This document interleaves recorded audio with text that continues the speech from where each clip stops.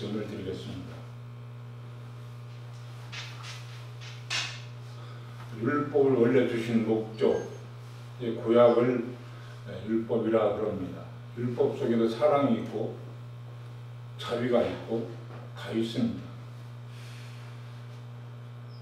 근데 율법은 의롭고 자비롭고 사랑이 있는데 율법이 약점이 있어요. 약점. 율법이 하는 일은 죄를 생각나게 하고 죄를 드러내고 죄를 알게 하는 법이에요. 근데 율법이 하지 못하는 약점이 있고 율법이 살아있는 율법이 있고 죽어있는 율법이 있습니다. 여러분, 살아있는 율법은 무엇이고 죽어있는 율법은 무엇입니까?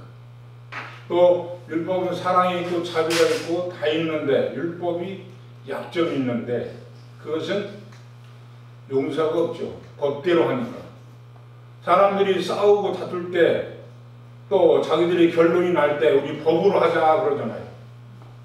이게 법은 법대로 하는 거니까 법에 저촉이 되면 그 법으로 인하여 사람들이 여러 가지 형벌을 받기도 하죠. 그래서 율법은 사망의 법이라고도 하고 형벌의 법이라고도 합니다. 그러므로 구약시대의 율법을 받은 자들은 그 율법의 법대로 하니까 유대인과 그 바리새인들은 그 법대로 하니까 하나님의 영적 세계인 은혜의 말씀을 모르는 거예요. 다시 말해서 사람의 생각으로 이렇게 저렇게 판단하는 거죠. 율법은 자비가 있고 은혜가 있고 사랑이 있는데 여러분, 사랑도 율법입니다. 그 율법이 하지 못하는 일은 약점은 용서가 없거든. 그래서 내가 율법을 폐하러 온 것이 아니라 율법을 더 완성하고 율법을 더 완전케 하려 오셨다 그랬어요. 그럼 예수가 말씀하신 율법의 약점을 용서가 없는 것을 그가 십자가에서 죽으심으로 그 십자가의 보혈의 피로 우리에게 율법이 하지 못하는 용서를 그 십자가에서 다 이루어졌습니다. 그러므로 많은 사람들이 하나님의 사랑 하면서 이 사랑이 너무 오바되다 보니까 사랑이 방종되어지는 시대가 되어버렸어요. 그러므로 율법이 원래 주신 목적은 죄전자에게 형벌을 주시기 위함이 아니고 죄를 통하여 자신의 연약을 알아요. 하나님의 법 앞에서 우리가 무엇을 알아야 되냐면 육신의 연약함을 많이 아는 사람이 주님의 은혜가 커지는 것을 여러분 아시기 바랍니다. 내가 하나님 말씀 앞에 서서 그 말씀 앞에 율법을 서서 내 연약함이 드러나지 않고 내 부족함이 발견되지 않고 내 허물이 발견되지 않으면 예수 그리스도께서 십자가에 죽으신 십자가의 보혈의 은혜가 약해지는 거예요.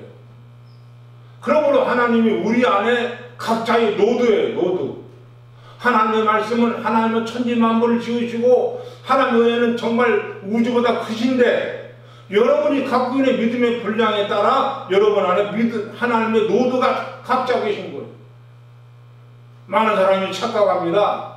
하나님은 만물보다 크시다 말하는데 그 크신 하나님이 여러분의 믿음의 분량에 따라서 여러분이 갖고 있는 믿음의 분량에 따라서 뭐 어떤 사람은 50%, 어떤 사람은 10%, 어떤 사람은 5%. 여러분 안에 각자의 노드가 계신 겁니다. 여러분 안에는 노드의 믿음의 분량에 따라서 아버지의 은혜를 누릴 수 있고 아버지를 알 수 있는 것을 우리는 알아야 돼요. 여기 사람들이 너무 착각하고 있는 거예요. 내 안에 믿음의 그릇은 조금만 하는데 그 믿음의 그릇을 보지 않고 전능하신 넓은 하나님만 보고 있다는 거예요.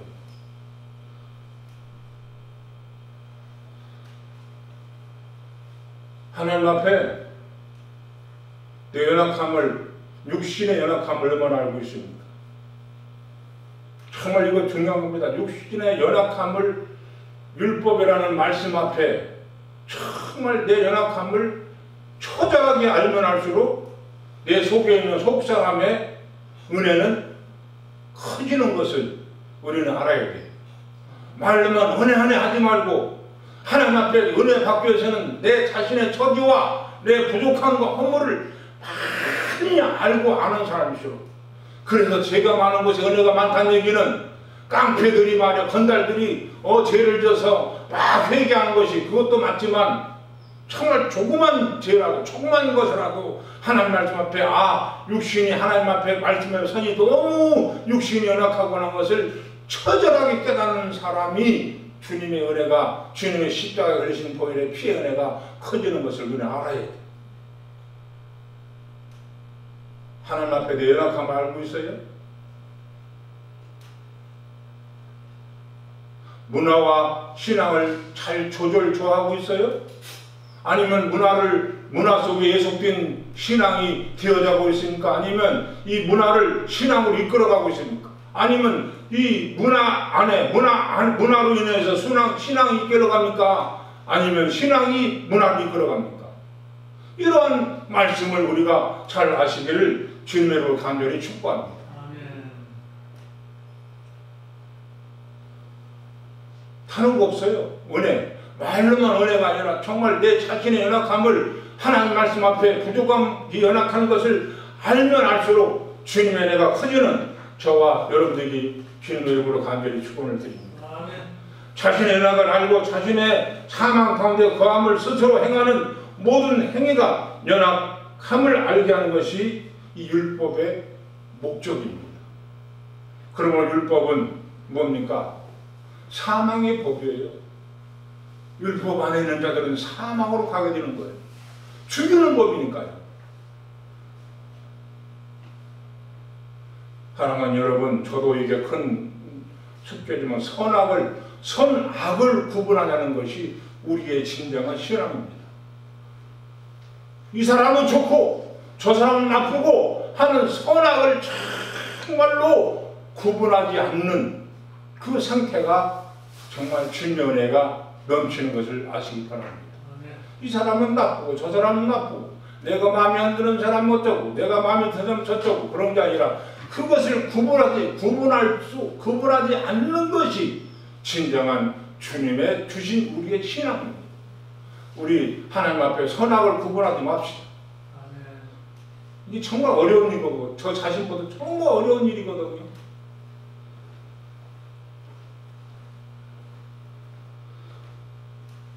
이 선악을 구분한 능력을 사는 아담, 그 군상들, 자신의 죄를 소나 양 그리고 오늘날 예수 그리스도께서 대신 제물을 드리는 제사를 함으로 율법으로 무흠한 자가 되어버린 것입니다. 그래서 율법의 목적을 이길 수가 없게 되는 것입니다. 율법의 기능은 뭡니까? 고소하는 겁니다. 율법의 기능은 정죄하는 겁니다. 율법의 기능은 심판하는 겁니다.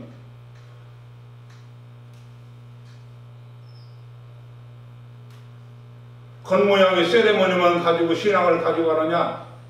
겉모양의 세레머니가 거름이 되어서 내 속사람이 되어져나 속의 마음이 겉으로는 얼마든지 사람들이 위장할 수 있고요. 겉으로 얼마든지 넥타이 메고 깨끗이 외모도 꾸밀 수 있어요. 그러나 예수님은 겉모양보다는 무엇을 보셔요? 여러분의 속마음이 어떻게 되어 있느냐를 주님은 보시는 거야. 얼마든지 위장할 수 있잖아요. 목사님 감사합니다. 웃으면서 속으로는 목사님 어쩌고 저쩌고 속으로는 미워할 수 있잖아요.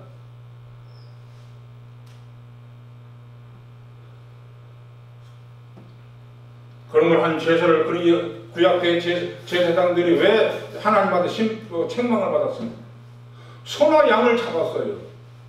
소나 양이 예수 그리스도의 십자가에 죽으신 예표이지만 소나 양을 잡아서 제사를 드렸는데 왜 그들이 나는 이제 피냄새도 싫고 제사가 싫다. 신령과 진정으로 성령과 진리로 예배하는 자를 찾는다고 주님이 또 하나님이 말씀하셨어요. 소나 양을 잡아서 드리는 자기 죄를 양에게 전갈시켜서 양이 대신 죽는 그 예수 그리스도의 죽음을 구약의 제사를 통해서 상징하고 예표하는 거거든. 예표거든요. 근데 그들이 나는 제사를 원치 않는다 하나님 말씀하시는데 애꿎은 그 양만 죽이고 애꿎은 양만 잡아서 죽이기 때문에 그 양을 죽임으로 뭘 알아야 돼요? 내 자신의 죄를 알아야 되는데 그들은 자기 자신의 죄는 알기는커녕 양만 잡아서 죽여서 제사 드리면 이것으로 내 제사만 받았다 하는 것으로 그들이 이 신앙이 처리가 됐습니다. 그래서 그들이 예수님한테 바리새인들이 책망을 받았죠. 그러므로 그곳에 예수께서 오셔서 율법의 심판을 받아 예수님의 몸의 제물이 되므로 짐승의 피로 된 제사의 참 의미를 보이셨습니다. 짐승의 피는 예수님처럼 생명이 다시 말해서 죽음을 이기는 영생의 피가 없어요. 그렇잖아요. 사람이나 짐승은 한 번 죽으면 예수님처럼 다시 살 수 있는 영생의 피가 없어. 그러므로 예수님이 제사를 드리는 것은 예수님이 십자가에 죽은 것은 그는 죽었다가 그는 사람처럼 죽었다가 하나님의 능력으로 다시 그는 죽을 권리와 살 권리를 가지고 세상에 오셨어요. 인간의 죽음을 통해서 그가 죽으시고 하나님의 살 권리를 통해서 그가 살으셔서 우리에게 생명의 부활을 주신 것을 우리는 알아야 돼요. 나 자신부터도 내 속마음이 어떠 있느냐, 내 속마음이 하나님을 속이고 있느냐, 아니면 모양만 가지고 세레모니만 가지고 포장지만 깨끗하게 해서 속에 있는 내용물은 아무것도 없느냐, 이것을 우리는 보는 신앙이 되기를 예수님으로 간절히 축원을 드립니다. 겉으로는 얼마든지 사람이 말할 수 있잖아요. 좋은 말도 있고 그게 필요 없다는 말이 아니라 그렇게 하고 속으로는 상대방을 얼마나 미워하고 얼마나 정죄하고 얼마나 심판하게 됩니까? 예수님은 그걸 보시는 거예요.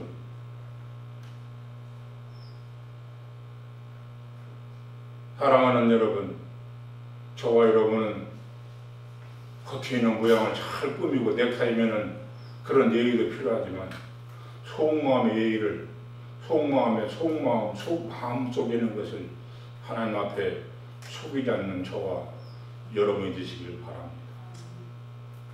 왜 속마음을 속입니까?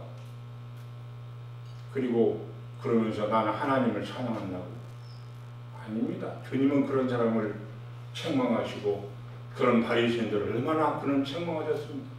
바리새인들이 겉으로 하는 행위가 얼마나 깨끗하고 그 바리새인들을 뭐라고 말했습니까? 회칠한 무덤이라겠어. 겉모양은 깨끗한데 속에 있는 송강이 썩어서 너희 마음속이 이렇게 썩어서 냄새난다고 바리새인들을 예수님은 책망하신 거예요. 이 어려운 시대에 신앙으로 나를 지키는 것이 얼마나 어렵습니까? 목숨과도 바꿔야 되는 상황이 됐습니다. 이 문화가 발달되고 세가 발달되니까 배부르고 등떠시니까 하나님을 찾지 않습니다. 하나님을 부르지 않습니다. 하나님을 믿지 않습니다. 하물며 하나님을 믿는 사람들까지도 배부른 이 상황 속에서 하나님을 아닐 주의로 하나님을 믿고 따르려고 합니다. 제 자신에게 제가 말하는 것, 내 자신을 내가 속이는 것이 나는 굉장히 내가 미웠고 내가 싫어요.